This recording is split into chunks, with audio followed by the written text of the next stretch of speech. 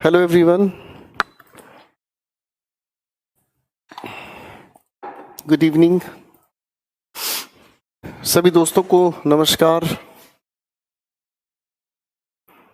कपिल, दीपक, धर्मेंद्र, ओंकार, मानव, good evening. सभी की सभी दोस्त आ जाएं, फिर हम लोग अपने सिलसिले को आगे बढ़ाते हैं। सुखचैन, नमस्कार। पंकज जी, नमस्कार। धर्मेंद्र साहब, सर्वेश, संदीप भूषण, अभिषेक, केशव, रणवीर सिंह, कार्तिक, पंकज, सिद्धार्थ। आज पहले सभी के नाम ले लेता हूँ, बच्चे नाराज हो गए होंगे मैं लेट हो गया। Shubham, Ravi, Pankaj.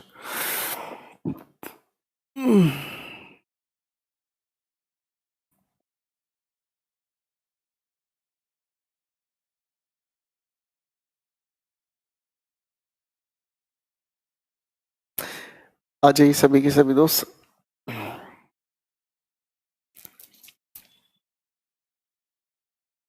Thank you everyone.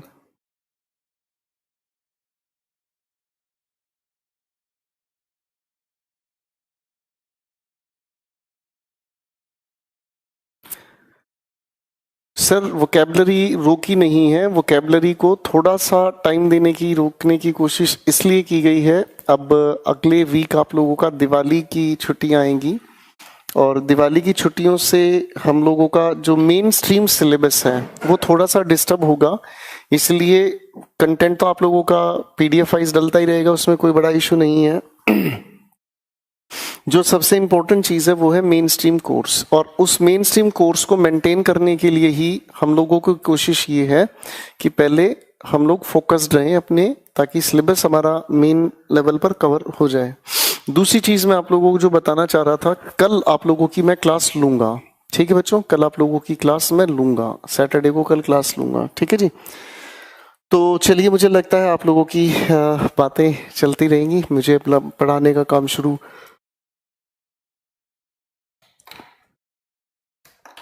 दोस्तों, पिछली क्लास में हम लोगों ने जो पढ़ा था, मैं थोड़ा सा एक बार देख लेता हूँ पिछली क्लास में हम लोगों ने क्या पढ़ा था। और दोस्तों, हम पिछली क्लास में प्रेपोजिशन को लेकर पढ़ना शुरू किए थे बातचीत। और जस्ट अ मोमेंट प्लीज।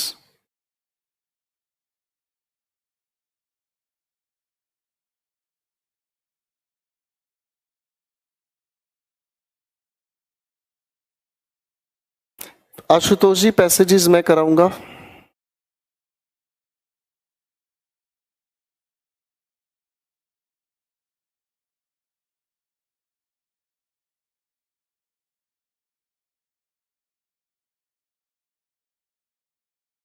चलिए दोस्तों, पिछली क्लास तक हम लोगों ने जो बातें की थी, अब मैं उसी बातचीत को लेकर आगे सिचुएशन को बढ़ाने की कोशिश करूंगा।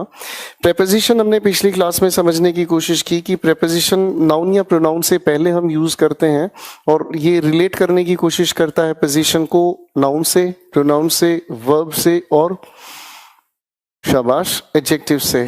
प्रेपोजिशन के साथ जुड़ा हुआ जो भी हमारा ये नाउन या प्रोनाउन है दोस्तों, हमने ये चीज समझने की कोशिश की, बेसिकली एडजेक्टिव या एडवर्ब बनता है। फाइन, अब थोड़ा सा कहानी को लेके चल लेते हैं आगे। हमारे पास एक एडजेक्टिव आती है बिफोर, एक एडजेक्टिव आती है इन फ्रंट ऑफ। मैं छोटी छोटी बातों को लेकर चलने की कोशिश करूंगा और फिर इसी से रिलेटेड आगे चीजों को हम समझने का प्रयास करेंगे।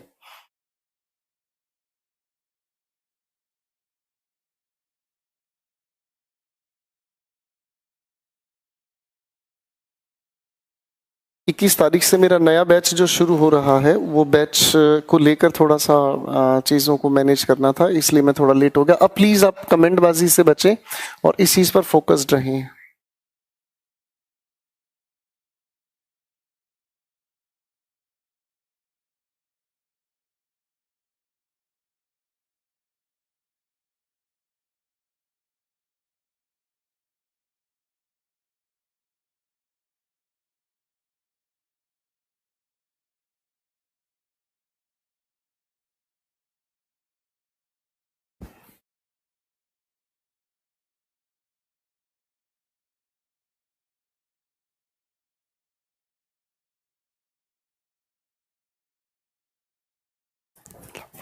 जरा आंसर्स पर फोकस करने का प्रयास करें प्लीज।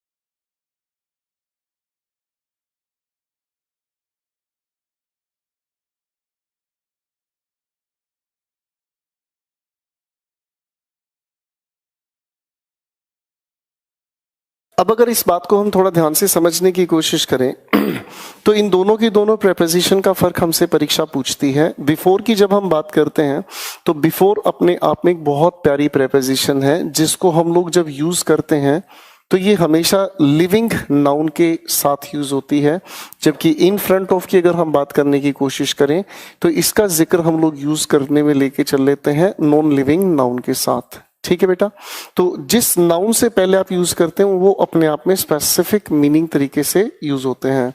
मेरे सामने लिखा how dare you speak blank me. अगर इस मी को आप ध्यान से ऑब्जर्व करें तो लिविंग होना है, नाउन है चाहे प्रोनाउन है वो आप अंडरस्टूड मानकर चल सकते हैं, इसीलिए हम इसके साथ यूज करते हैं बिफोर। कितने ही लोग इस लिखे हुए सेंटेंस को गलत बोलने की कोशिश करते हैं, how dare you speak in front of me, गलत बोलते हैं, ध्यान रखना। Next sentence, they presented the facts the जज। अगर लिविंग नाउन हमारे सामने आ रहा है इसीलिए हम लोगों ने इसके लिए भी यूज करने का प्रयास किया before. Reena parked her car my house. अगर इसको हम थोड़ा ध्यान से समझने की कोशिश करें तो ये हुआ नॉन लिविंग, और नॉन लिविंग होने की वजह से हम लोगों ने इसका जो जिक्र लिया in front of. Next question we have, there is a clock tower this park. वही आ गई आपके सामने नॉन लिविंग थिंग और इसीलिए हमने इसके लिए यूज किया इन फ्रंट ऑफ। क्लियर है? तो ये तो हो गई हमारी एक छोटी सी बातचीत। चलो बच्चों, कहानी थोड़ी आगे लेके चल लेते हैं।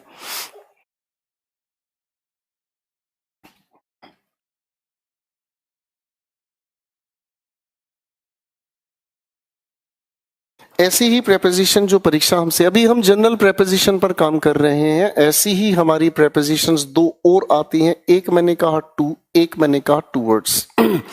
अब टू या टूवर्ड्स की अगर हम बात करते हैं तो टू बताने की कोशिश करता है डेस्टिनेशन के बारे में। डेस्टिनेशन की अगर मैं बात करूं तो इसी को हम कहते हैं and point.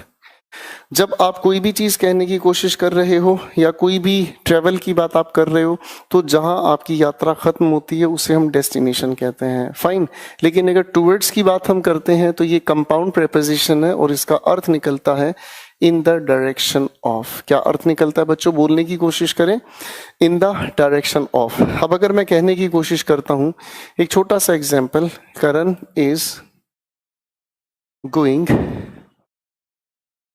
towards the church to his college। अब देखो इस सवाल के अर्थ को थोड़ा ध्यान से समझने का प्रयास करें।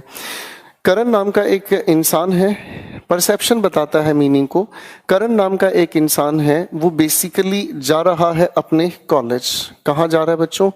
वो जा रहा है अपने कॉलेज। फाइन, लेकिन जब कॉलेज जाने की बातचीत है तो कॉलेज जाने के रास्ते कई तरीके से हो सकते हैं। एक रास्ता जो होटल होता हुआ जा रहा है, एक रास्ता है जो अगर हम कहें तो हॉस्टल होता हुआ जा रहा है, अरे हाँ ना, और एक रास्ता ऐसा है जो चर्च होता हुआ जा रहा है। तो रास्ते कई सारे हो सकते हैं, हाँ ना।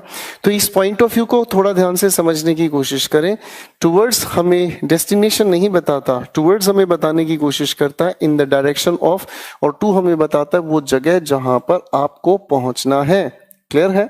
फाइन, तो ये छोटी सी बात थी इस टू और टूवर्ड्स की। अब इसका अच्छा एप्लीकेशन क्या वो मैं भी शुरू करूंगा। एक बार आप इस बात को देखें, नजरें निकालें, फिर शुरू करते हैं मेरे प्यारे दोस्तों।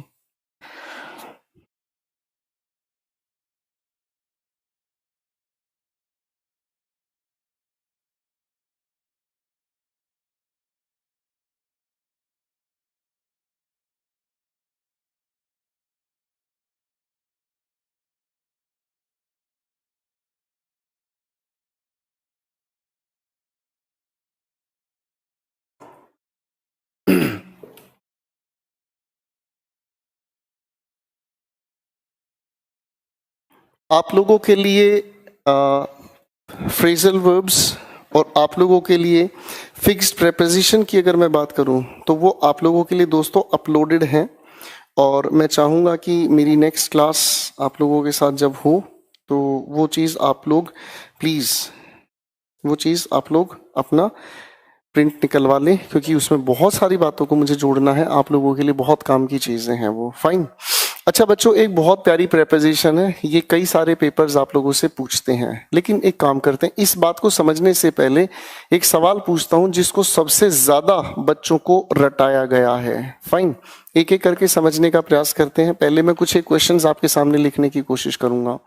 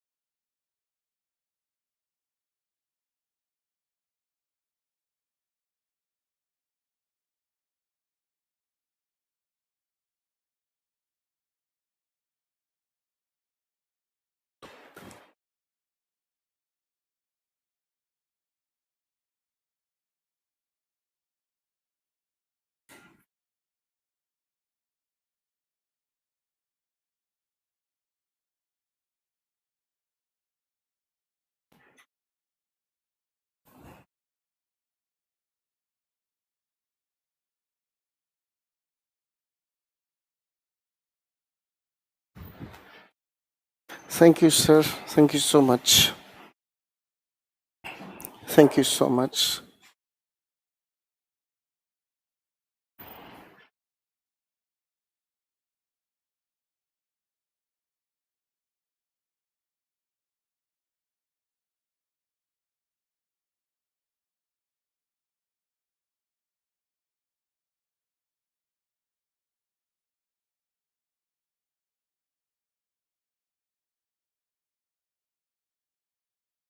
मैंने आपके सामने 5 सेंटेंसेस लिखे हैं माय डियर स्टूडेंट्स। पांचों के पांचों सेंटेंसेस पर जरा ध्यान से देखें और अपने आंसर्स मार्क करें।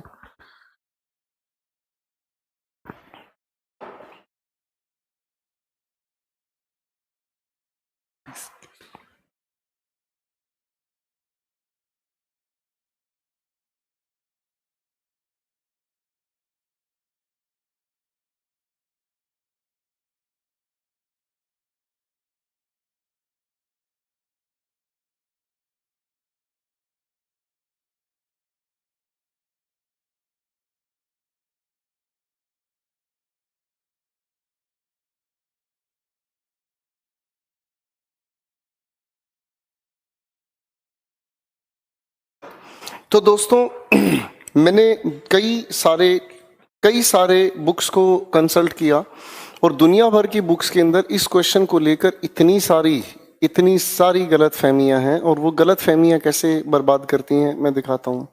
कई सारी किताबों में लिखा मिलता है भैया किसी सेंटेंस की शुरुआत में हम डू टू का यूज नहीं करते, सेंटेंस की शुरुआत में हम ओविंग टू का यूज करते हैं।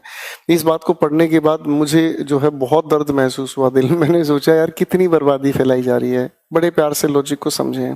देखो बच्चों, प्रेपोजिशन की जब शुरुआत हमारे बीच हुई तो हम लोगों ने एक बात को समझा था। प्रेपोजिशन की जब हमारी शुरुआत हुई तो हम लोगों ने एक बात को ध्यान से समझा था कि हम लोग जब भी किसी प्रेपोजिशन का यूज करते हैं, थोड़ा ध्यान से समझो, कल की क्लास को रिवाइज करा रहा हूं।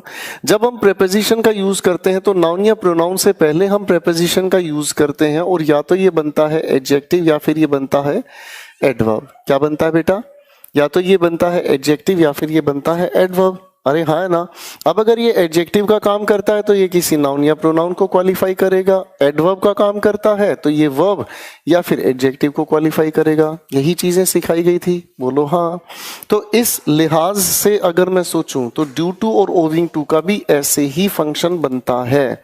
जब हम इस ड्यू टू की बात करते हैं मेरे दोस्तों, तो ड्यू टू के साथ जुड़ा हुआ ये नाउन या फिर प्रोनाउन, देखो है तो ये प्रेपोजिशन, तो इस ओविंग टू के साथ भी जुड़ा क्या चीज? नाउन या फिर प्रोनाउन। तो जब इस ड्यू टू के साथ हम नाउन या प्रोनाउन को जोड़ने का प्रयास करते हैं तो ये जो जुड़ती है बातचीत, ये जुड़कर क्वालिफाई किसको कर रही है, मैं आपको समझाना चाहूंगा। ये दोनों के दोनों मिलकर बेसिकली काम करते हैं एडजेक्टिव का, इसीलिए क्वालिफाई करने का काम करते हैं नाउन या प्रोनाउन को। और ओविंग के साथ जब हम टू को जोड़ते हैं तो ये नाउन या प्रोनाउन के साथ जुड़कर ये काम करते हैं एडवर्ब का, और क्वालिफाई करने का काम करें ये एडवर्ब को या फिर एडजेक्टिव को। आज बच्चों लिखे हुए सवाल पर काम करते हैं। Rakhi got the success blank her hard work. अब मैं यहाँ से ये जो भी कुछ जोड़ने की कोशिश कर रहा हूँ बेसिकली या तो एडवर्ब बनेगा या एडजेक्टिव बनेगा। अब ये जो सारा कुछ है ये क्वालिफाई किसे करेगा, राखी को या फिर सक्सेस को, क्योंकि गॉट एक लिंकिंग वर्ब है। तो अगर आप इस बात को ध्यान से समझेंगे तो बेसिकली ये जो क्वालिफाई करेगा, तो क्वालिफाई किसको करेगा, सक्सेस। सक्सेस अपने आप में नाउन हुआ, तो नाउन को क्वालिफाई करने के लिए मुझे एडजेक्टिव बनाना होगा इसका, और एडजेक्टिव ये बनेगा तब जब इसके साथ हम लोग यूज करते हैं ड्यू टू। ठीक है बच्चों, इस वीडियो के सेक्शन को बार बार देखने की कोशिश करना, ठीक है ना, ये काम आएगा।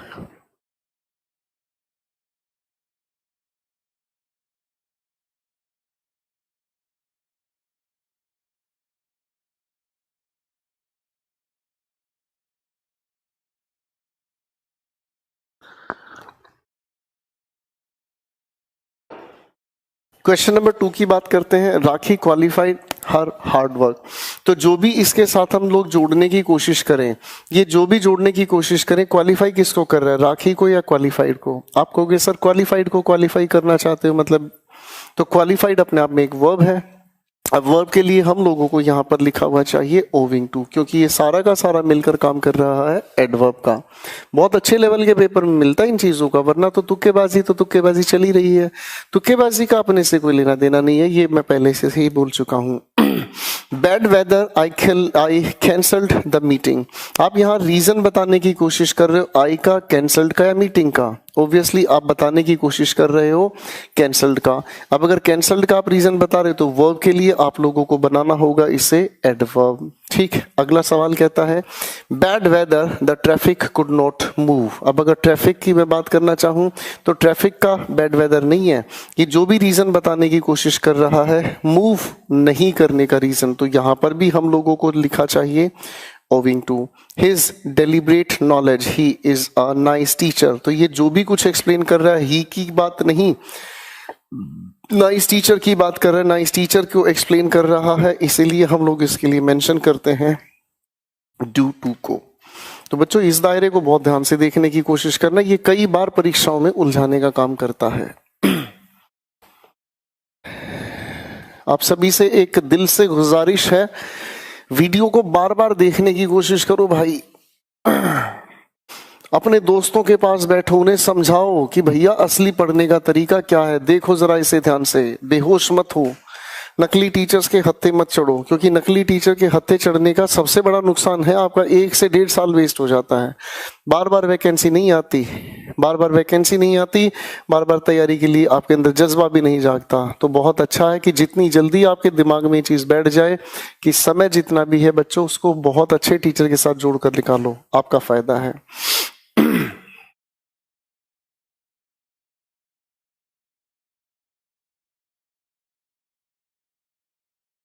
दो प्रेपोजिशंस और हमारे सामने आती हैं, इनको भी थोड़ा सा समझने का प्रयास करते हैं।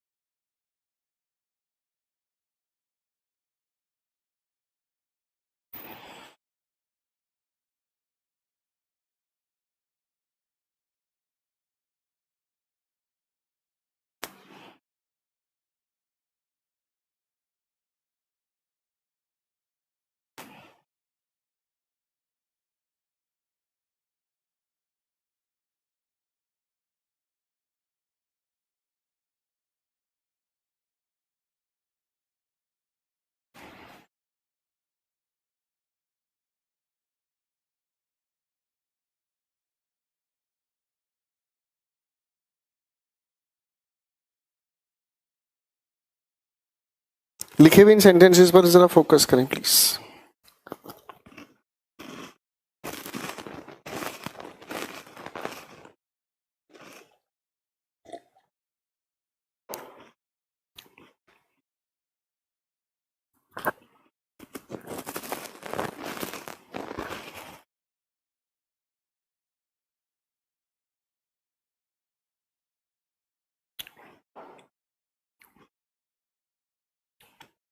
मैं थोड़ा थोड़ा खा रहा हूं ताकि मेरा भी माहौल बना रहे। अब इन सारे के सारे माहौल को ठीक करने के लिए पहले इस लिखी हुई बातचीत को ध्यान से देखें। बेसिकली इन्हें हम कंपाउंड प्रेपोजिशन कहते हैं। कंपाउंड प्रेपोजिशन उन्हें कहते हैं जब दो अलग अलग प्रेपोजिशन के बीच आप नाउन जोड़कर उसे प्रेपोजिशन के रूप में प्रयोग करते हैं। Instead of, in search of, in spite of, ऐसी कई सारी हम लोग प्रेपोजिशन का जिक्र करते हैं। अब ये जो प्रेपोजिशन हमारे सामने आती है तो इंस्टेड ऑफ की अगर हम बात करते हैं तो बेसिकली ये तैयार करते हैं एक तरह का सब्स्टिट्यूशन। क्या तैयार करते हैं? सब्स्टिट्यूशन। जब सब्स्टिट्यूशन की हम बात करते हैं तो इसका अर्थ तैयार होता है इन प्लेस ऑफ। कुछ ग्रामेरियन इसी के लिए एक और प्रेपोजिशन यूज करते हैं जिसे आप कह सकते हैं इन ल्यू ऑफ। अब अगर मैं इसे हिंदी, क्योंकि भाई हिंदी के कुछ खिलाड़ी बैठे हैं के स्थान पर, ठीक है, वैसे मैं हिंदी बताता नहीं पर ये इतना क्लोज कंफ्यूजन है कि इसको नहीं समझा तो मेरा तो सिलेक्शन से लेना देना है भाई। इन स्पाइट ऑफ की अगर हम बात करते हैं तो इन स्पाइट ऑफ बताने की कोशिश करता है कॉन्ट्रडिक्शन, ठीक है। और कॉन्ट्रडिक्शन अगर बताने की कोशिश करता है तो कॉन्ट्रडिक्शन का मतलब कोई चीज कही गई लेकिन उसके बावजूद। फाइन।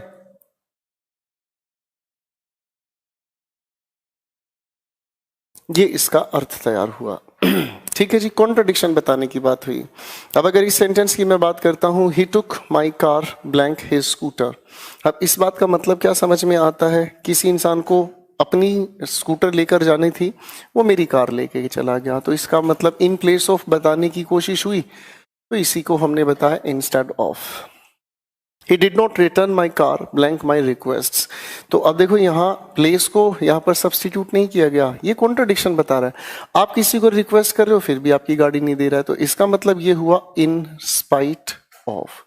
अब अगर मैं इस इन स्पाइट ऑफ को थोड़ा ध्यान से समझना चाहूं तो ये इन स्पाइट ऑफ का जो ये लिखा ऑफ है, सुन रहा है ना तू, ये लिखा जो ऑफ है इसी से मिलता जुलता एक शब्द आता है डिस्पाइट। अब डी की अगर मैं बात करता हूं तो डी का अर्थ होता है अवे, आउट या ऑफ, तो इसका मतलब डिस्पाइट के अंदर ऑफ का मीनिंग पहले ही जुड़ा है।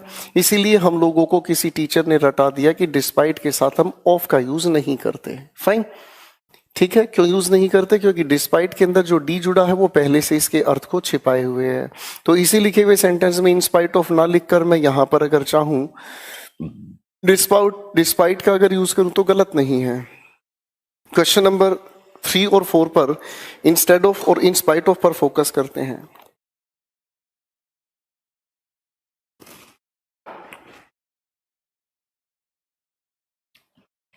Blank bad health he kept teaching.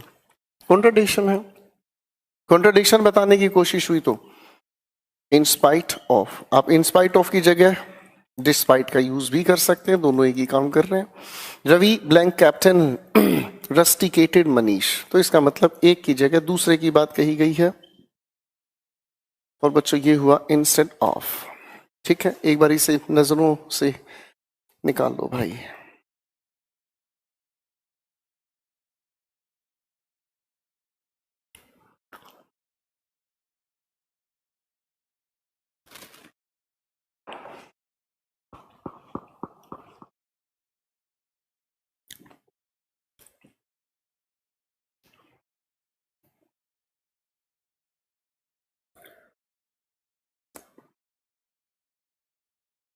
मैं साथ साथ थोड़ा सा खा रहा हूं क्योंकि सारा दिन क्लास लेने के बाद थोड़ी फुर्सत नहीं मिलती, प्लीज गुस्सा मत होना।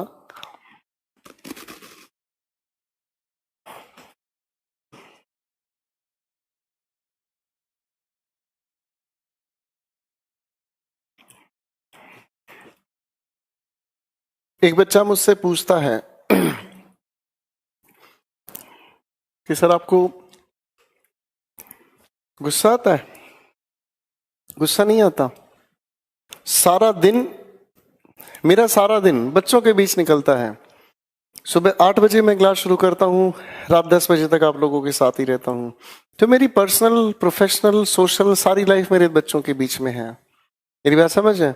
इन्हीं के साथ हंसना, इन्हीं के साथ खेलना, इन्हीं के साथ मस्ती काटना। इसीलिए मैं आप लोगों के बीच में गाना गुनगुना लेता हूँ। तो मुझे लगता है मेरे दोस्तों को इतना प्यार मिलता है और मुझे अपने दोस्तों से प्यार मिलता है, ये काबिल तारीफ है।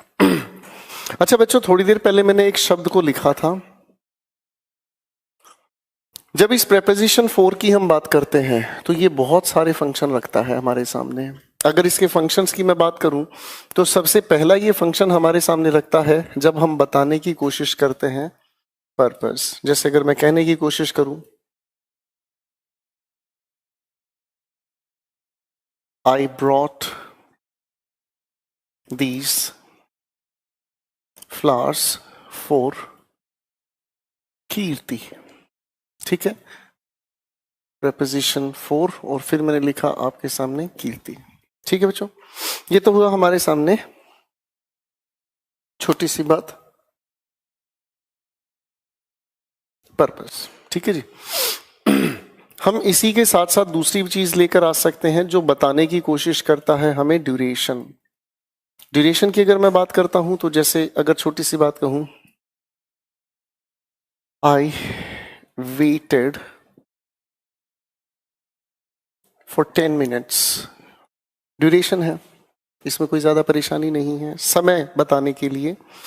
हम इसी फॉर का अगर यूज करते हैं तो ड्यूरेशन से आगे इसका एक और अर्थ आता है जो बताने की कोशिश करता है, एक्सचेंज। एक्सचेंज का मतलब क्या हुआ? जैसे आप कभी भी शॉपिंग करने जाते हो, ठीक है ना जी, तो दुकानदार कहता है you can have this shirt for rupees, आप देख पा रहे हैं, सॉरी यहां लिख देता हूं, क्या फर्क पड़ता है मेरे भाई, फॉर रुपीज 2000। इसका मतलब क्या समझ आया कि भैया पैसा दो और शर्ट लो, पैसा दो और शर्ट लो, फाइन। तो इसका मतलब ये समझ में आता है जब हम बताने की कोशिश करते हैं एक्सचेंज। इसी की अगर हम बात करने की कोशिश करें तो भैया ये जब रीजन बताने की कोशिश करता है तो रीजन बताने के लिए ये मीनिंग रिप्लेस करता है बिकॉज ऑफ को। अब ध्यान से देखना ही कितनी प्यारी चीज बन गई है हमारे सामने। बिकॉज अपने आप में कंजंक्शन है और इस कंजंक्शन के साथ ऑफ का हम लोगों ने यूज किया। ठीक है, मैं एक एग्जांपल ले लेता हूं। जैसे अगर मैं कहना चाहूं he did not come because he was ill. ये अपने आप में सेंटेंस ठीक है, ये हमारे सामने एक छोटा सा स्टेटमेंट है, ये इसका रीजन बताने के लिए बिकॉज एक कंजंक्शन हुआ और आगे ही सेंटेंस लिखा। क्लियर है? अब अगर मैं इसी लिखे हुए बिकॉज के साथ, ये अपने आप में कंजंक्शन है, अब अगर मैं इसी लिखे हुए सेंटेंस में इस बिकॉज के साथ ऑफ जोड़ दूं तो ये ऑफ जोड़ते ही हमारे सामने आ गई बच्चों प्रेपोजिशन। और प्रेपोजिशन के बाद हम लोग यूज करने की कोशिश करते हैं नाउन या फिर प्रोनाउन। अरे हाँ है ना, इसका मतलब कायदे से इस लिखे हुए ही वॉज इल को हमें हटाना पड़ेगा और इसे कन्वर्ट करना होगा किस चीज में, नाउन या प्रोनाउन से जुड़े फ्रेज में। यानी कि यहाँ जो लिखा हुआ है हमारे पास, अब मुझे इसको ठीक लिखना पड़ेगा और यहाँ पर लिखने की कोशिश की ऑफ हिज, और इस इल को हमने बनाने की कोशिश की नाउन, क्योंकि हम जानते हैं प्रेपोजिशन का जिक्र नाउन या प्रोनाउन से पहले होता है। क्लियर है? तो इसी चीज को अगर आप दोबारा से लिखने की कोशिश करो तो इसी को हम फिर से सेंटेंस में लिख सकते हैं, ही did not sleep for heat. अब देखो मैं छोटा सा सेंटेंस इसी जैसा लिखना, आप इस ऑफ को हट, बिकॉज ऑफ को हटाकर फॉर लिख लो, या फिर एक छोटा सा एग्जांपल लिखा, वो सो नहीं पाया, क्या वजह थी भाई साहब, गर्मी। क्लियर है? इसी फॉर के अगर मैं मीनिंग की बात करना चाहूं तो फॉर हमें एक और अर्थ बताने की कोशिश करता है जिसे हम कहते हैं सुटेबिलिटी। सुटेबिलिटी का मतलब क्या हुआ, एप्रोप्रिएटनेस। क्या कहा? एप्रोप्रिएटनेस। जैसे क्लास चल रही है, ठीक है, क्लास चल रही है और दीपक जी आप स्विमिंग कॉस्ट्यूम पहन के क्लास में आ जाओ, कैसा महसूस करोगे? आप कहोगे सर आग लगा दे, हाँ है ना। तो इसका मतलब मीनिंग में गड़बड़ हुई। आप बोलने की कोशिश करोगे this costume is for swimming. बात कुछ समझ में आई सर? तो इस फोर के साथ अगर हम स्विमिंग जोड़ने की कोशिश करते हैं तो इसका मतलब हमें समझ आता है किसी चीज की सुटेबिलिटी बताने का काम करते हैं। ठीक है बच्चों, ये एक और हमारे सामने मीनिंग हो गया भाई। अरे हाँ है ना। अच्छा, एक और इसका मैं फंक्शन आपको समझाने की कोशिश करूंगा और वो फंक्शन है इसका जिसे हम लोग कहते हैं इंस्टेड ऑफ। इंस्टेड ऑफ अभी अभी हम समझ कर आए इन प्लेस ऑफ। ठीक है ना जी। जैसे अगर मैं कहने की कोशिश करता हूं, मैंने कहा आपके लिए एक छोटा सा सेंटेंस, गो फॉर मी। ठीक है, तो इस फॉर का मतलब क्या समझ आया कि मेरे स्थान पर तुम जाओ। क्लियर है? अरे हाँ है ना, मेरे स्थान पर तुम जाओ। ठीक है, गो फॉर मी की जगह आप इंस्टेड ऑफ मी भी कह सकते हैं। अरे हाँ है ना।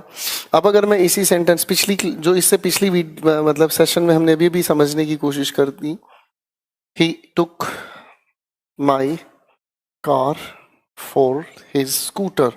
अब मेरे बच्चों अगर ये सेंटेंस लिखा हुआ मिलता है तो ये सेंटेंस गलत नहीं है, क्योंकि इस फॉर का जो अर्थ निकल कर आता है वो निकल कर आता है इंस्टेड ऑफ। तो मेरे बच्चों मैंने फोर का आप लोगों को मीनिंग बताया। सबसे पहले पर्पस, दूसरा ड्यूरेशन, के बाद एक्सचेंज, फिर रीजन, बताने का तरीका हमने समझा, और इसी के बाद हमने कहा सुटेबिलिटी या अप्रोप्रिएटनेस, और एक चीज हमने कही इंस्टेड ऑफ। जरा नजरों से निकाल लीजिए।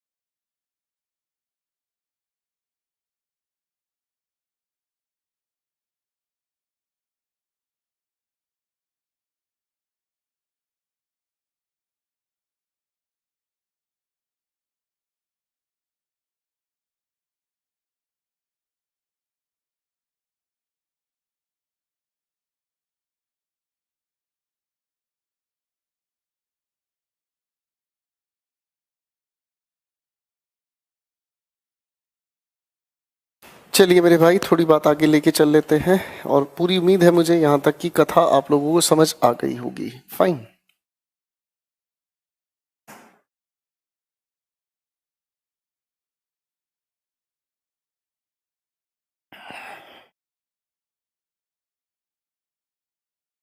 आप विश्वास नहीं करेंगे, मुखर्जी नगर में हम जो बैचेस लेते हैं वो 3 घंटे का एक बैच होता है।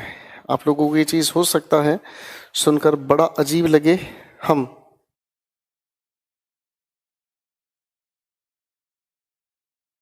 3-3 घंटे का बैच लगा के चलते हैं, और 3 घंटे के बैच में बच्चे मंत्र मुग्ध पढ़ते हैं। मेरी बात समझ रहे हैं? तो बिल्कुल इस चीज की टेंशन लेने की जरूरत नहीं होती है। पढ़ना है तो फिर तो जी जान लड़ा दो यार, क्योंकि यही आपका आखिरी समय बचा। ये सोचकर लड़ोगे तो अब की बार आखिरी बार सोचकर लड़ोगे तो मजा आएगा। अच्छा भाई, थोड़ी बातों को लेके चल लेता हूं मैं आगे। फाइन। हमारे सामने अभी अभी हम लोगों ने समझने की कोशिश की टू, बताने की कोशिश करता है डेस्टिनेशन। ठीक, अब इसी जैसी एक प्रेपोजिशन और अगर मैं समझने की कोशिश करूं तो फ्रॉम, फ्रॉम हमें बताने की कोशिश करता है ओरिजिन। ओरिजिन को अगर मैं कहने की कोशिश करूं तो यही हमें बताने की कोशिश करता है स्टार्टिंग ऑफ समथिंग, और इसी की अगर मैं टू के साथ बातचीत को जोड़ने की कोशिश करूं तो सर ये बताने की कोशिश करता है एंडिंग। ठीक, अब चीजों को ध्यान से समझो। हम लोगों ने कंजंक्शंस के दौरान ये एक चीज समझी थी, हम लोगों ने एक चीज सुनी भी है कि फ्रॉम के साथ हम हमेशा टू का यूज करते हैं, सुना है आप लोगों ने। तो भाई फ्रॉम हो गया शुरुआत का जिक्र और टू हो गया आपके अंत का। ठीक, थोड़ी सी बातों को समझने की कोशिश करें। आप किसी इंसान से पूछ लेते हो वेयर आर यू फ्रॉम, ठीक, तो सामने वाला जवाब देता है आई एम फ्रॉम दिल्ली। ठीक है जी।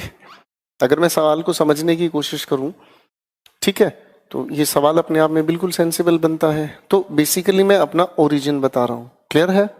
ठीक है, तो सवाल के अर्थ बदल जाते हैं अगर चीजों को थोड़ा ध्यान से समझने का हम प्रयास करें तो ये अपने आप में एक छोटी सी बात हो गई, और ये बात हो गई ओरिजिन बताने की। खैर, अब देखो, एक छोटे से सवाल पर अगर मैं काम करना शुरू करूं, मान लीजिए छोटे से सवाल पर मैं काम करना शुरू करता हूं।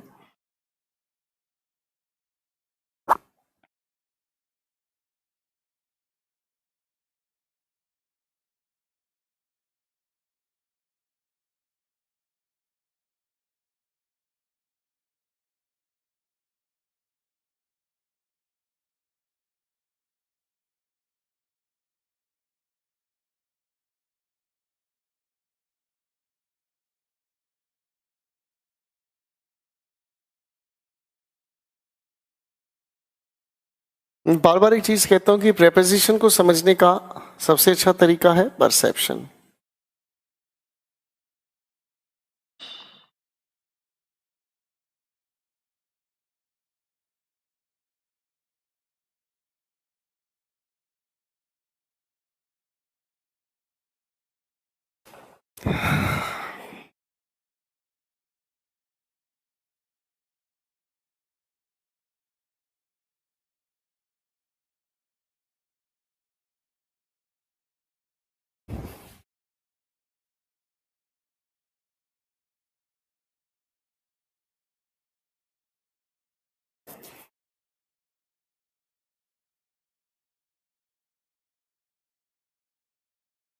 पहले इन चारों की चारों बातों में फ्रॉम और टू को ऑब्जर्व करने की कोशिश करना प्लीज।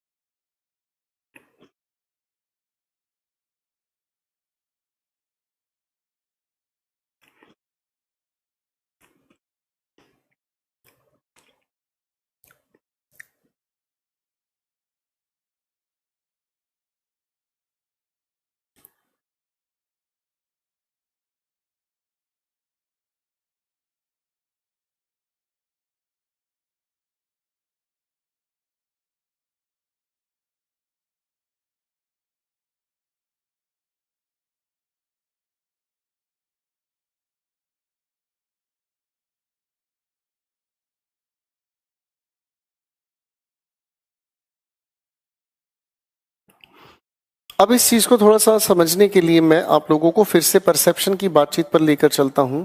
ठीक है, मान लो, चलो यहां नहीं, यहां बनाता हूं क्योंकि इसके लिए थोड़ी सी जगह होगी, अच्छा लगेगा आप लोगों को।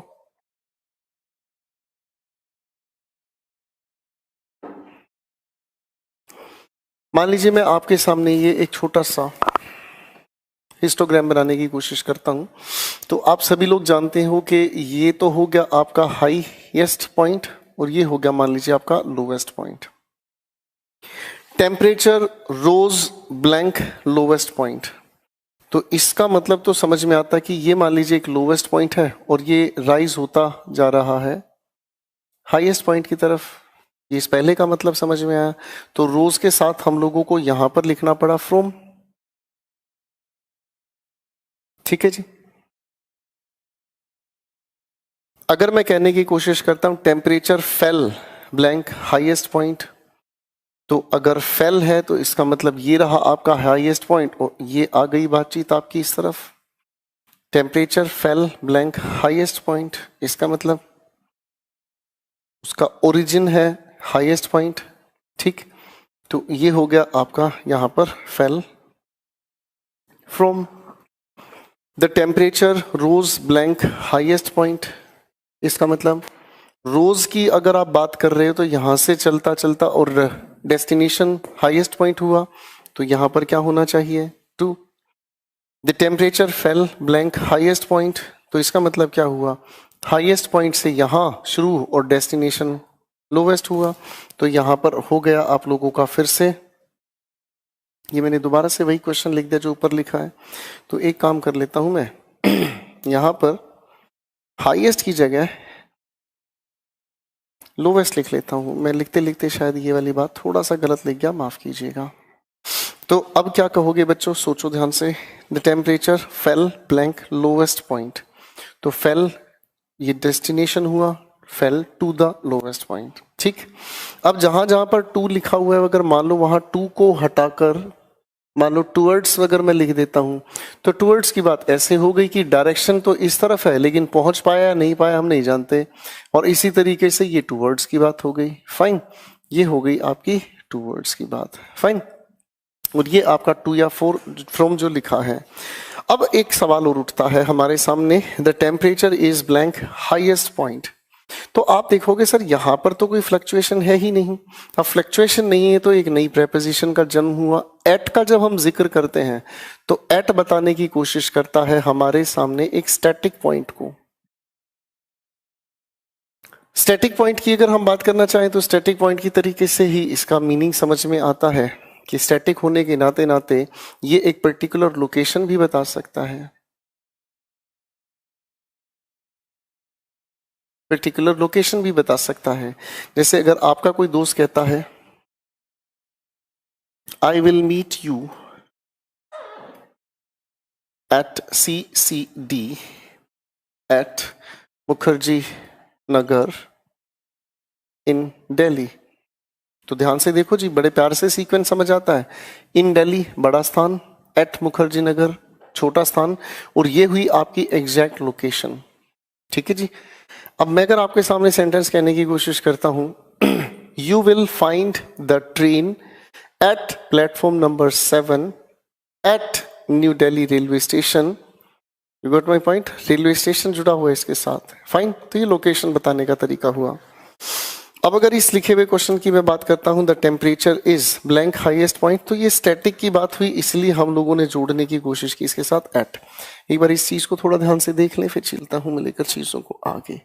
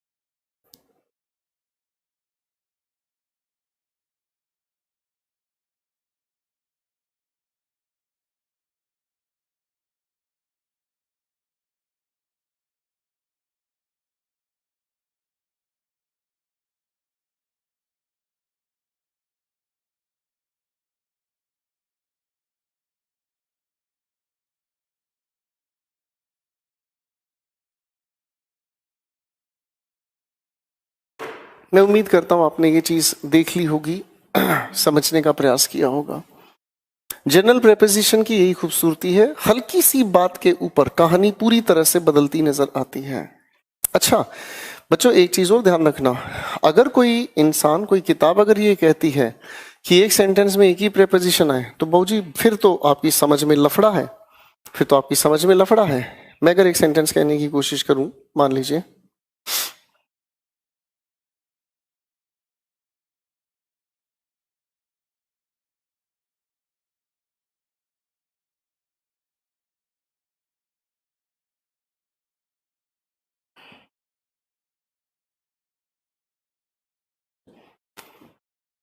अगर मान लीजिए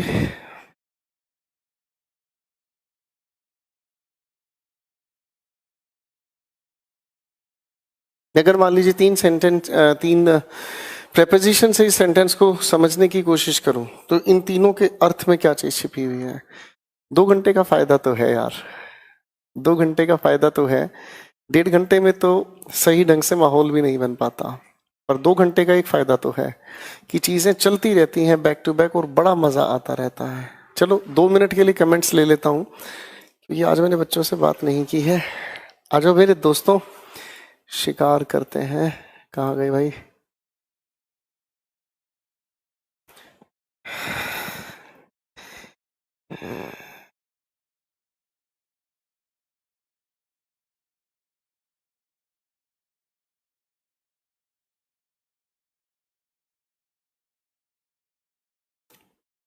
थैंक यू छाया बेटा।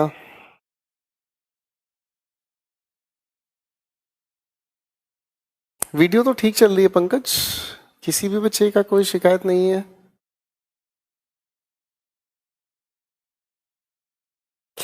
2 मिनट के लिए आ जाओ, थोड़ी सी गल्ला गोरियां दे विच टोए नियासी मर गए ओए होए। थोड़ी सी बातें कर लेता हूँ, आज कई दिन बाद मन किया है आप लोगों की बातें सुनने का। पहले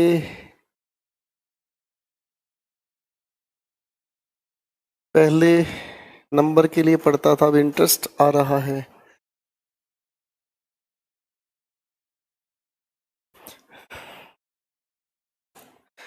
सर बात बार कहते हो शुरू करते हैं, ये भी तो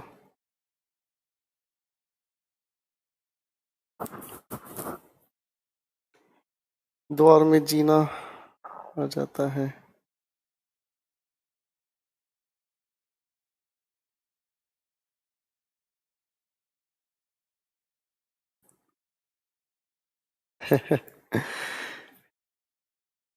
नीलम थैंक यू, विश्व thank you.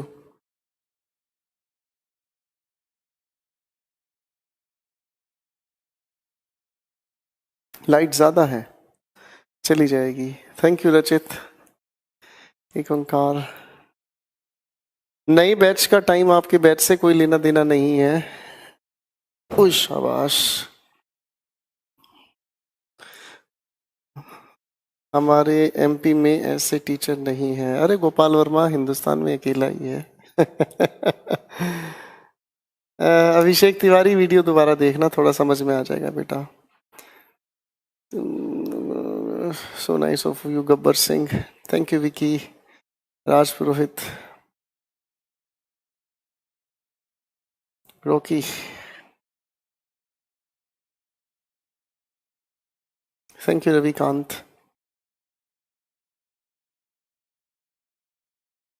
Thank you Ranjan.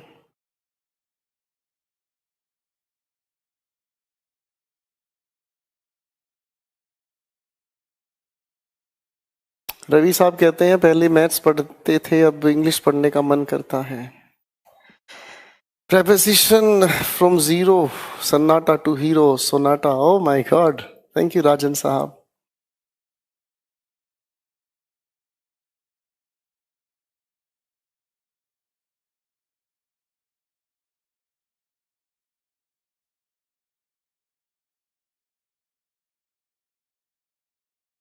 एक बच्चा कह रहा है कि हमारे को ऐसे ऑफर दिए जाते हैं कि फीस जमा कराओ और पढ़ते रहो पढ़ते रहो पढ़ते रहो।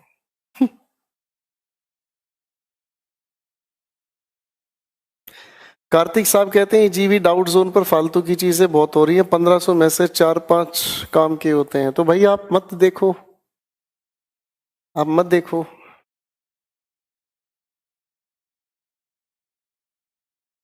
थैंक यू कपिल साहब। बिनते दिल मिशरिया, एक अंकार, अद्भुत, अविश्वसनीय, अकल्पनीय। Thank you Aditya, thank you Dilip साहब। मेरी तो जिंदगी बदल गई। अरे माय गॉड सोनू, इतनी लंबी बात। थैंक यू रोके। जय हनुमान।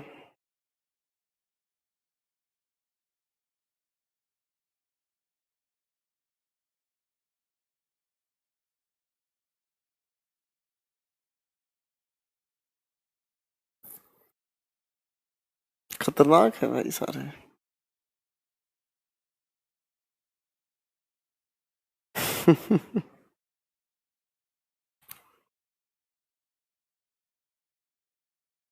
अपने दोस्तों को बताओ अब इंग्लिश में आप लोगों को कैसा महसूस होता है, ठीक है।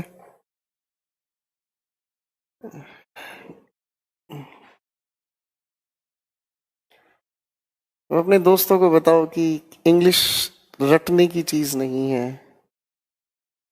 Thank you so much. Dilip, Divyansh, Vicky, Ravi, Abhishek, thank you thank you thank you Rajan, thank you Prateek, Sanjay.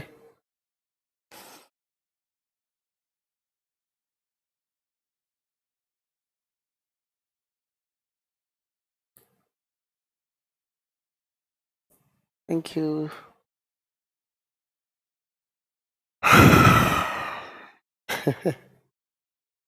चलिए, तो मैं इसलिए बात कर रहा था कि थोड़ा सा मुझे भी लगा कि बात कर लेनी चाहिए। वन टाइम पे करो फिर एंजॉय करो, पूरी करो कथा।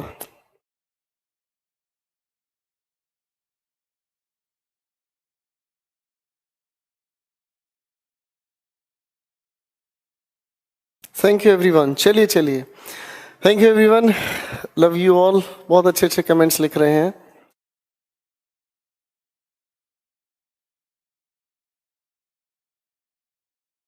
अरे यार तुम बदतमीज हो क्या, ओवर हो गया क्या क्लास? 9 बजे छोड़ूंगा आज तुम लोगों को, कमाल है।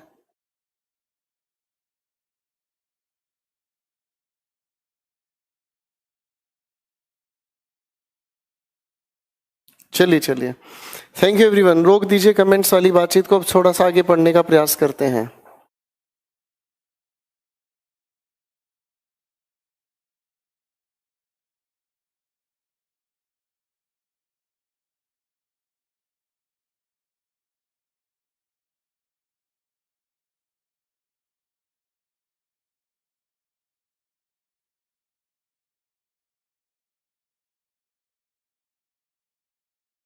Thank you everyone. चलिए अब देखो प्रेपोजिशन कितनी अच्छे से परसेप्शन बदल सकती है। मेरे सामने लिखा हुआ एक सेंटेंस है, they had a discussion blank poverty.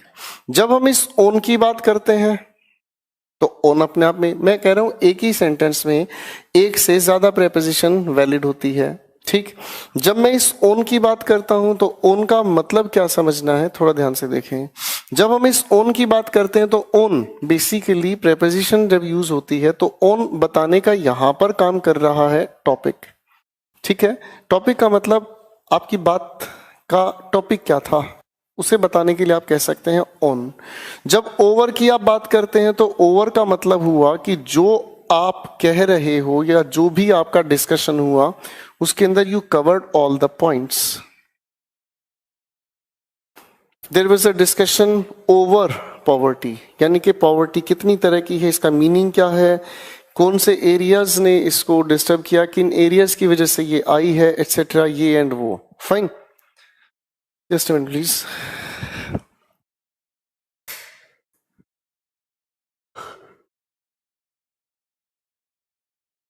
तो ये हुआ ओवर का मीनिंग। फाइन, अब आता है अबाउट।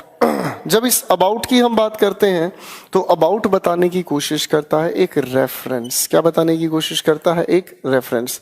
अब इसको थोड़ा सा समझने की कोशिश करते हैं तो समझा जा सकता है बड़े प्यार से कि जैसे मैं आपको दूसरे तरीके से समझाता हूं। आप किसी मीटिंग में थे, मीटिंग में बातचीत चली और बातचीत चलनी शुरू हुई पॉपुलेशन के बारे में। पॉपुलेशन का जिक्र हुआ, पॉपुलेशन क्यों हो रही है, तो जो भी वहां पर स्पोक्स पर्सन था उन्होंने बताया कि देखो भाई पॉपुलेशन के कई सारे रीजंस हैं। पॉपुलेशन के कई सारे रीजंस हैं, एजुकेशन नहीं है, अनएम्प्लॉयमेंट है, फिर दूसरी बात लोग गरीब भी हैं। तो मैं बेसिकली पॉवर्टी के बारे में नहीं बोल रहा हूं, पर मेरे जिक्र में कहीं ना कहीं पॉवर्टी का मेंशन हुआ। ये अबाउट की बात है। Got my point? तो इसका मतलब क्या हुआ, ये तीनों प्रीपोजिशन अपने आप में ठीक है। मैं एक बार फिर से चीजों को समझाने की कोशिश करता हूं। मैंने एक सेंटेंस कहा, ही केम with her, without her, along her, along with her, from her, to her। Preposition बदलो, अर्थ बदलता जाता है।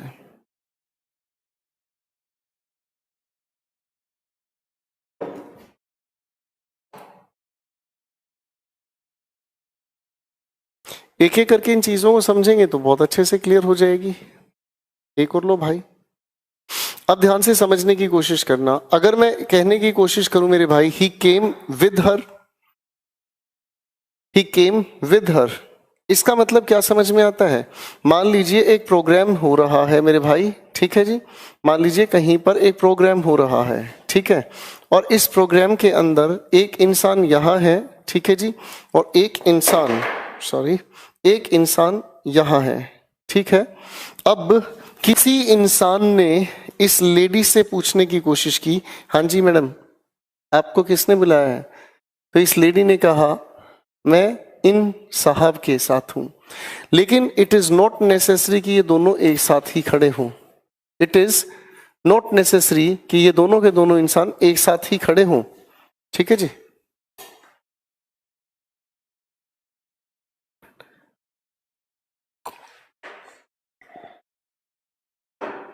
इट इज नॉट नेसेसरी कि दोनों के दोनों एक साथ खड़े हों, ये अपनी जगह ठीक है। अगर आपने कहा ही केम विदाउट हर, तो इस विदाउट का मतलब ये समझ आता है कि जनाब ये तो आ गए और ये इंसान आया ही नहीं। ये भी मीनिंग अपने आप में बिल्कुल एक्सेप्टेबल है। इसी विदाउट को अगर हम कहने की कोशिश करें तो एक्सेप्ट भी हुआ। इसी के लिए अगर हम कहने की कोशिश करें तो ये एक्सक्लूडिंग भी हुआ, ठीक है। कोई भी शर्त अर्थ तैयार कर सकते हैं। ही केम अलोंग हर, इसका मतलब क्या हुआ कि जब वो एंट्री कर रहे थे तो इधर ये इंसान और इधर ये लेडी पैरेलल चलते हुए आ रहे थे। अब ये कोई कंडीशन नहीं कि दोनों एक दूसरे को जानते हैं या नहीं जानते हैं। अलोंग कल हमने समझा था पैरेलल टू समवन और समथिंग, तो ये मीनिंग कन्वे करता है इस सेंस में कि दोनों इंसान पैरेलल एंट्री कर रहे हैं। अलोंग विद का मतलब क्या समझ में आया? अलोंग विद का मतलब ये समझ में आ रहा है कि ये दोनों के दोनों इंसान एक दूसरे को जानते हैं और दोनों के दोनों इंसान इकट्ठे ही आए हैं और दोनों की इकट्ठी ही एंट्री हुई। कितना मीनिंग बदल गया। इफ यू से अलोंग, तो अलोंग का मतलब दोनों एक दूसरे को बेशक नहीं जानते, हमें पता नहीं। अलोंग विद कंफर्म है दोनों एक साथ एंट्री कर रहे हैं तो एक दूसरे को जानते हैं। ही केम फ्रॉम हर, तो ही केम फ्रॉम हर का कितना अच्छा मीनिंग तैयार हुआ। ही केम फ्रॉम हर का मतलब पहले ये इंसान इस इंसान के साथ था, अब इसे छोड़कर वो आया। फिर मैंने कहा ही केम टू हर, इसका मतलब ये कहीं दूर था और इस इंसान के पास आकर खड़ा हुआ, ये भी मीनिंग सही हुआ। ही केम बिफोर हर, तो ये इंसान कहीं और जा रहा था और आकर इस इंसान के सामने आकर खड़ा हो गया। अगर मैं कहता हूं ही केम टूवर्ड्स हर, इसका मतलब ये समझ में आता है कि ये इंसान चलकर आया और इसके नजदीक से कहीं और चला गया। टूवर्ड्स का मतलब इन द डायरेक्शन ऑफ, पर वो डेस्टिनेशन नहीं है।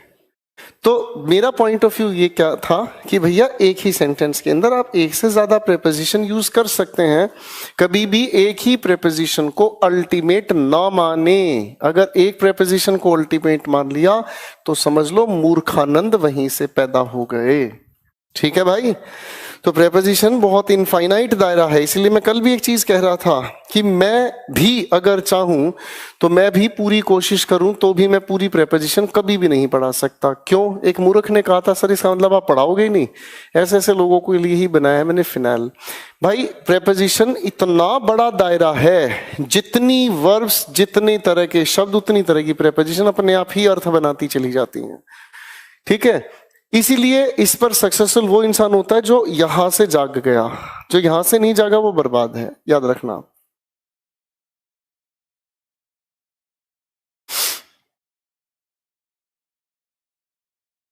एक प्रेपोजिशन ऑफ हम लोगों ने सुनी है, कई जगह पर हम लोगों ने इसका डिस्कशन लिया है। मैं एक एक करके रिवाइज करा देता हूं। सबसे पहली बात तो ये नॉन लिविंग थिंग के पोजेशन बताने का काम करती है। जैसे अगर मैं कहने की कोशिश करूं आप लोगों के सामने तो क्या ये कहना ठीक है? नाउन के दौरान कहा था? नहीं, आप कहोगे सर बिल्कुल गलत है। तो ये होना चाहिए a leg of the table. तो ये जो ऑफ बताने का काम कर रहा है, ये नॉन लिविंग थिंग के पोजीशन बताने का काम कर रहा है। इसी ऑफ के मीनिंग को अगर हम समझें, इसी ऑफ का मीनिंग हम लोग एक और तरीके से समझ लेते हैं, और ये हुआ मल्टीप्लीकेटिव। जैसे मल्टीप्लीकेटिव आप गणित में इसका प्रयोग कर रहे हैं। जैसे अगर मैं कहूं 25% ऑफ 200 सोल्व करने की कोशिश करते हैं, ये हुआ 25% ऑफ 200, 000, और ये हो गया आपके पास 50। तो इस ऑफ का मतलब क्या तैयार हुआ? मल्टीप्लीकेटिव। ये गुणा का काम करता है। यही एक तीसरा मीनिंग और तैयार करता है, जिसे हम कहते हैं पार्टीटिव। ठीक, अगर मैं कहने की कोशिश करता हूं a member of the family, तो फैमिली से निकालकर एक हिस्सा आपके सामने रखा, अ मेंबर। ठीक है जी। इसी ऑफ का एक और हमने फंक्शन सीखा है, जिसे हम कहते हैं selection out of comparison. Degrees of comparison में पढ़ाया गया है। सवाल लिखता हूं, जल्दी याद आ जाएगा। मैं अगर कहूं of the two brothers, Gagan sir is the dollar. Gagan sir बेहतरीन मैथमेटिशियन है। एक छोटा सा एग्जाम्पल उनके लिए। अब दो भाइयों के बीच अगर तुलना की है, तो दो भाइयों के बीच तुलना के लिए देन का यूज नहीं, हम ऑफ का यूज करते हैं। एक बार इसे थोड़ा ध्यान से देखें, फिर चलते हैं आगे।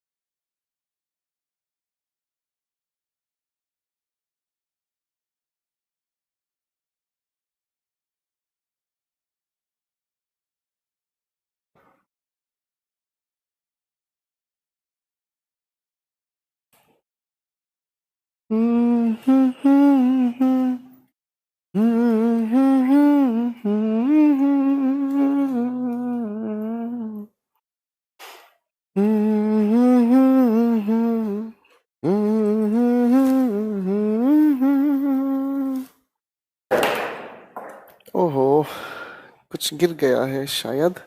Wait for a moment please, ladies and gentleman.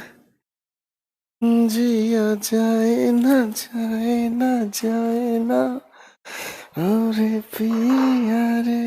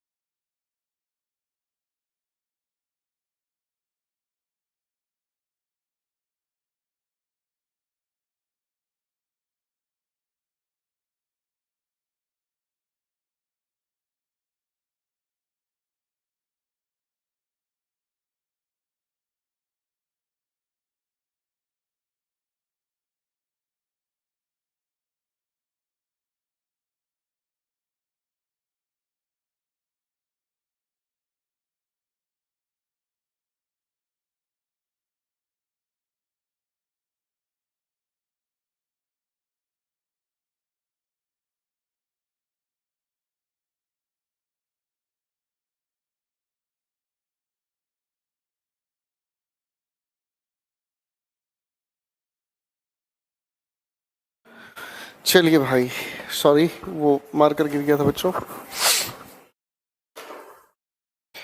अच्छा बच्चों, ऐसे ही जब प्रेपोजिशन की हम बात करते हैं तो कुछ प्रेपोजिशन के सवाल फिक्स्ड भी हैं, हालांकि है तो ये फ्रेजल वर्ब्स, लेकिन फिर भी बताने की मजबूरी है ताकि हम लोगों की क्लैरिटी आगे हमारे काम आ सके। आ जाओ थोड़ा सा ध्यान से समझते हैं। जैसे इस डायरेक्शन में अगर मैं बात करना चाहूं तो एक प्रेपोजिशन बार बार पूछी जाती है, डाई ऑफ, डाई के साथ फ्रॉम।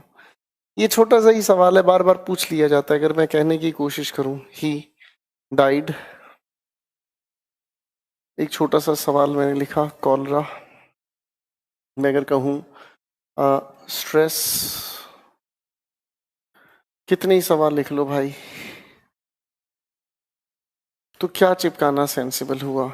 एक छोटी सी ही बात है, छोटा सा ही सवाल है ये कि डाई के साथ ऑफ हम अगर बात करने की कोशिश करते हैं तो ये हुआ हमारे पास डिजीज। डाई के साथ फ्रॉम की अगर हम बात करें तो मृत्यु का कारण बीमारी नहीं, कोई और ही इसकी वजह हो सकती है। जैसे अगर कहा जाए ही डाइड कॉलरा, तो यहाँ पर कॉलरा एक बीमारी है, ऑफ का जिक्र, स्ट्रेस बीमारी नहीं है, शोक है,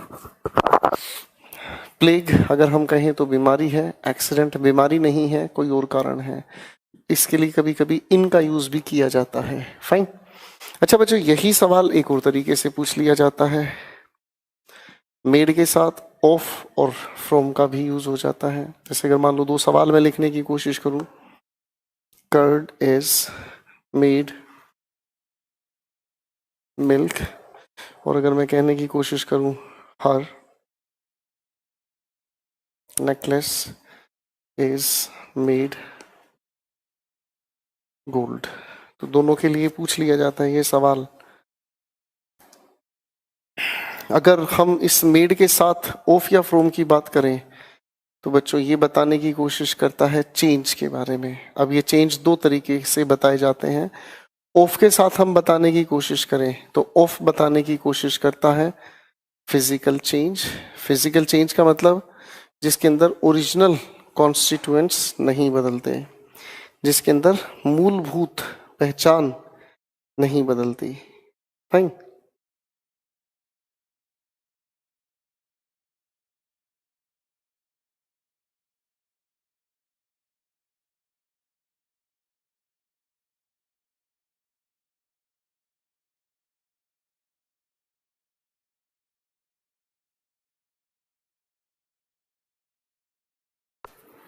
तो अगर हम इसी तरह से इस फ्रॉम के साथ बात करते हैं तो ये हुआ हमारे सामने एक तरह का केमिकल चेंज जो इरिवर्सिबल होता है। ठीक है ना, मूलभूत तत्व पूरी तरह बदल जाते हैं। क्वेश्चन आया मेरे सामने, curd is made blank milk, तो पूरी तरीके से ही बदलाव हो गया, इसको चाहकर वापस नहीं बदल सकते। Her necklace is made of gold, तो गोल्ड तो रिवर्सिबल है। एक बार जरा देख लीजिए प्लीज।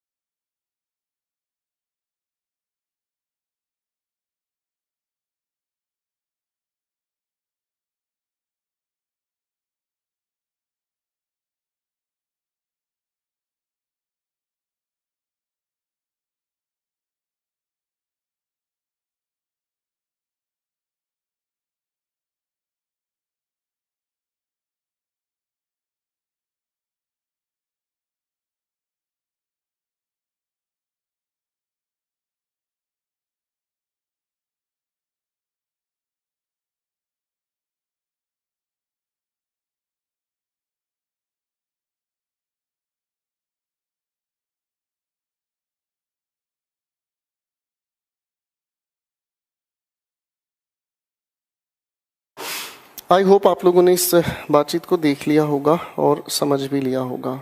चलिए,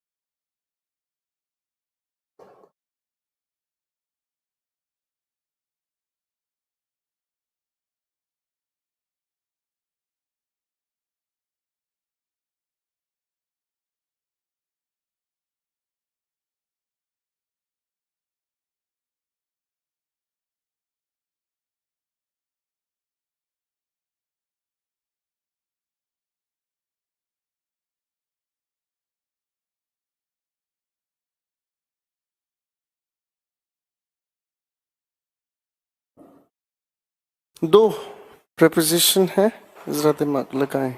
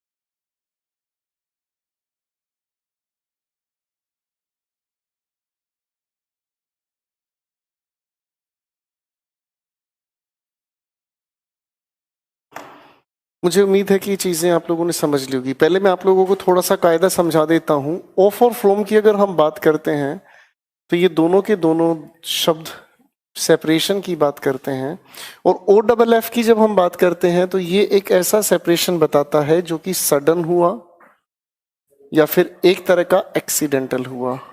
सेंटेंस के अंदर ही वो फीलिंग बता दी जाती है कि अचानक से ही दो चीजें एक दूसरे से जुदा हुई। लेकिन अगर फ्रॉम की हम बात करते हैं तो फ्रॉम की अगर हम बात करें तो ये हुआ अपना एक तरह का नेचुरल या फिर एक्सपेक्टेड। नेचुरल या फिर कहें तो एक्सपेक्टेड, यानी कि ऐसा होना स्वाभाविक था। अब इस चीज को ध्यान से समझते हैं।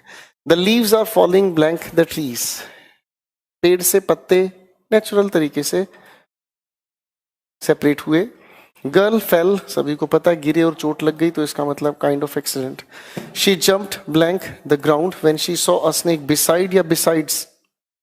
कल के लेक्चर में हमने इसके मीनिंग को समझा था, बिसाइड। तो सर आप यहाँ कहना सेंसिबल क्या समझेंगे? जंप्ड ऑफ, अचानक से कोई आपके सामने सांप बैठा हो तो चल के पड़ोगे। The performer jumped the highest building, अब वो परफॉर्मर है तो ये उसके लिए एक नेचुरल एक्ट है। बिफोर या इन front of, sir audience living noun है तो लिविंग नाउन के लिए बिफोर बताया गया है आज की क्लास में। कीप द इलेक्ट्रिक वायर्स, क्यों? क्योंकि भैया कहीं एक्सीडेंटली आप इलेक्ट्रिक वायर्स को छू ना दो। स्टैंड क्लियर द डोर्स, इसका मतलब आप मेट्रो में अक्सर ये अनाउंसमेंट सुनते हैं, दरवाजों से हटकर खड़े हो, कहीं एक्सीडेंटली आप दरवाजों के बीच ना आ जाओ। एक अगले क्वेश्चन को अगर मैं देखता हूं तो लिखा है the passengers deboarded blank the train. बच्चों अगर इस डी बोर्डेड को मैं थोड़ा ध्यान से समझने की कोशिश करूं तो डी का अर्थ हुआ अवे, ठीक है जी, या अगर हम कहें तो दूर। तो भैया जब इसमें पहले से ही सेपरेशन जुड़ा हुआ है तो हमें इसके साथ प्रेपोजिशन की जरूरत नहीं है। ठीक इसी तरीके से जब बोर्ड की हम बात करते हैं तो किसी चीज पर यात्रा करना, तो हमें इसके लिए भी प्रेपोजिशन की जरूरत नहीं है। फाइन, और यहीं से हमारा रास्ता खुलता है सुपरफ्लॉस प्रेपोजिशन का।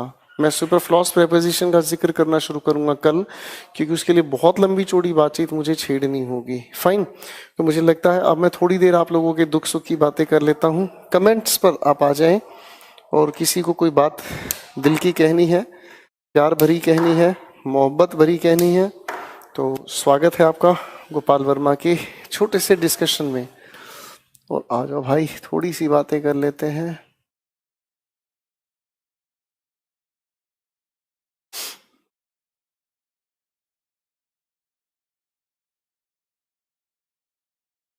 Please come.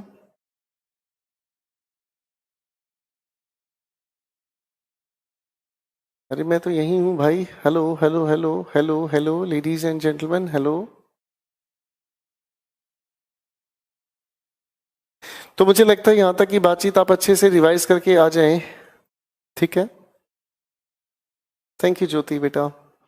तो यहाँ तक की बातचीत को आप अच्छे से पढ़ने की कोशिश, thank you Raju, thank you so much. यहाँ तक की बातचीत को आप अच्छे से पढ़ के देख लीजिएगा। और प्रेपोजिशन बहुत गहरी चीज़ है बच्चों, ध्यान से समझेंगे तो चीज़ें बहुत प्यारी लगेंगी। और मुझे लगता है बहुत सारी चीज़ें आज हो सकी हैं। आप यहाँ तक रिवाइज करना। कल हम लोग बात करेंगे सुपरफ्लॉस एक्सप्रेशंस किस तरीके से प्रेपोजिशन को डैमेज करते हैं। So nice of you. चलिए दोस्तों, good night, love you all, take care. मैं 5 मिनट रेस्ट करना चाहूँगा। Thank you everyone.